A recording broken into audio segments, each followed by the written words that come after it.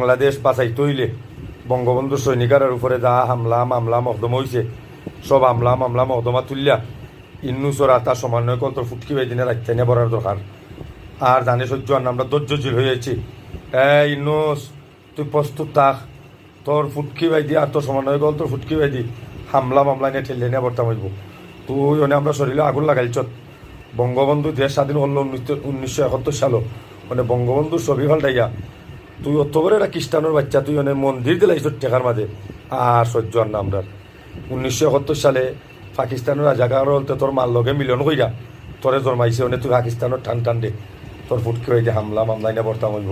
তোর সমন্বয় গল সকলটি রাস্তার টুকাই ফাইন বস্তির ফাইন তোর ফুটকি বাই দিনা বর্তাম হইব।